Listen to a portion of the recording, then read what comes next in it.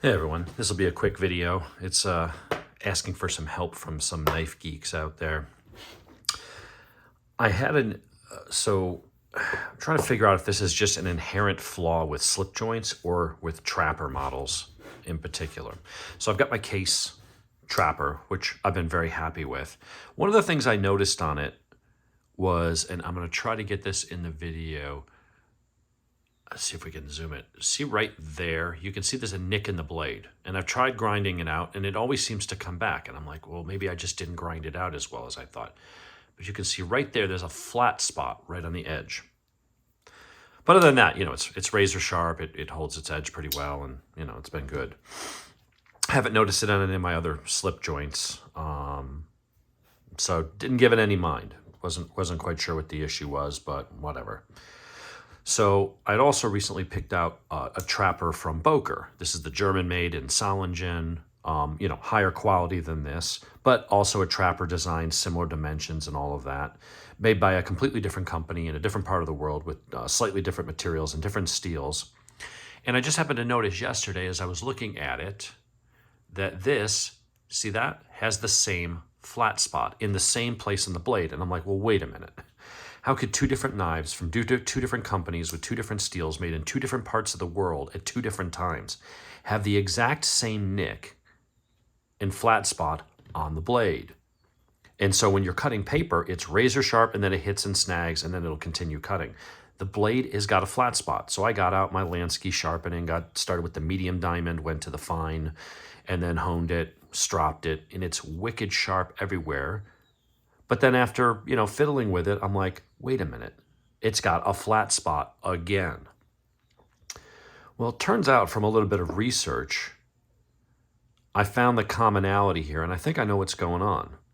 So inside, maybe if I open up the second blade, you can see it a little bit easier. Let's get that opened. So when you look down inside there, there's the back spring. And the back spring has a hump in the middle because they had to drill a hole through it to put that pin to lock it in place. And so they had to put extra material, and you don't want it sticking out the back, so it sticks into the inside. So if you were looking at that spring, it goes in and then humps up and around. Well, whoops. What happens, and on either knife, it does not seem to happen with this one. You let it close, it's no problem. And you can see that can push in quite a way. On this one, if you let it snap shut, because of the spring tension, the blade over travels and smacks into the steel spring and flattens the edge.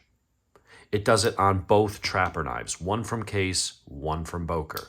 So on this knife, and this is what kind of annoys me, is one of the things that knife geeks talk about is the walk and talk. And it's a stupid expression. One guy one time said walk and talk, and now everybody who considers himself a knife geek talks about walk and talk, and that's part of what they consider the value of a knife. How good is it? How good is that smoothness and then that snap shut you can hear from across the room?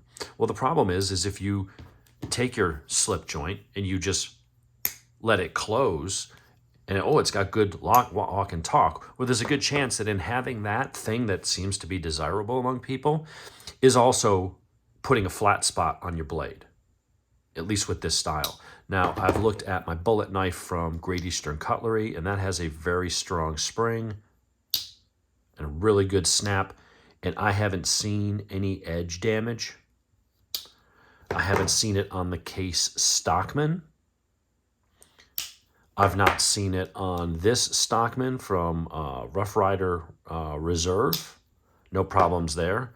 But on both of my trappers, they have the exact same flat spot in the exact same spot, which is really kind of annoying. I mean, overall, the knife will still work, but you have that flat spot there, so when you are cutting something, you'll feel it cut and then it catches. You can feel that with your fingernail. You can, like I said, you can see that. You can see that edge is ruined right there on both knives, and I can go ahead and regrind it and try to straighten that back out. But the second I let that snap shut, it's going to do it again. So I have to be very careful with this knife and close it manually, softly, on the main blade.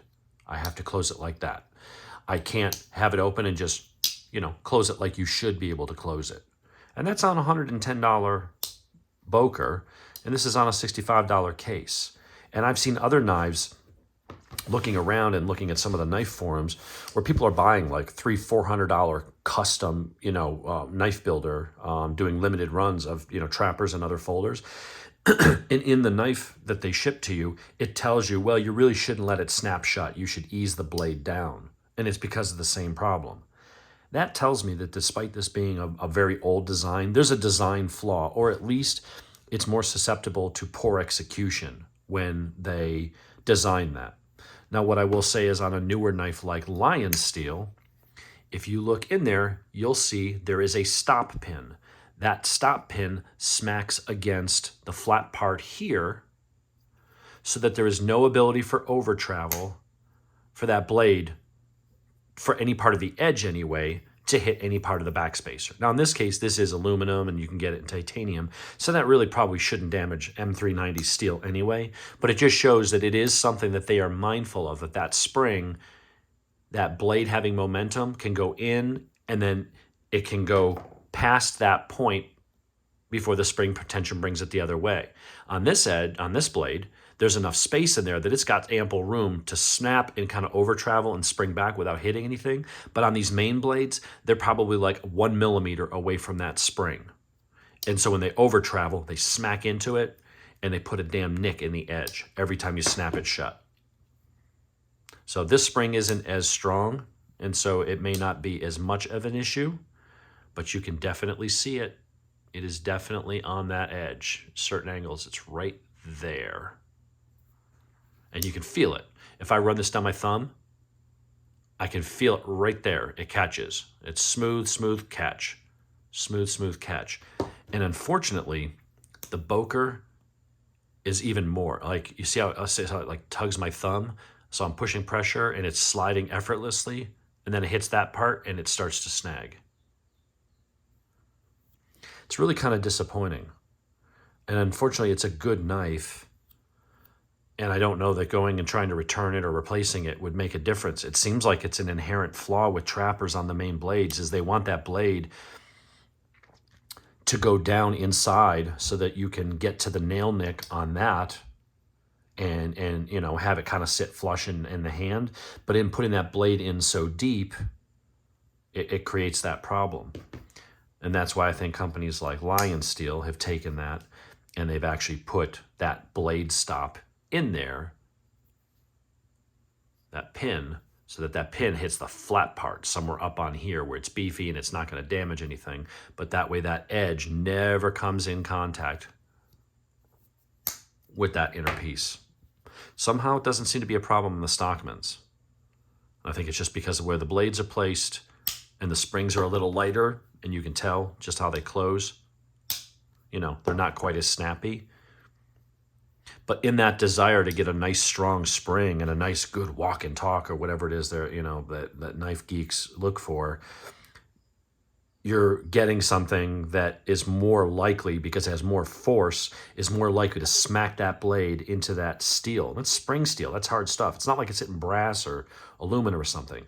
It's hitting hardened spring steel, and it's causing the edge to give way. The edge is very thin there, so even if it's good steel, that thin edge battering against thick hardened spring steel, it's going to take damage.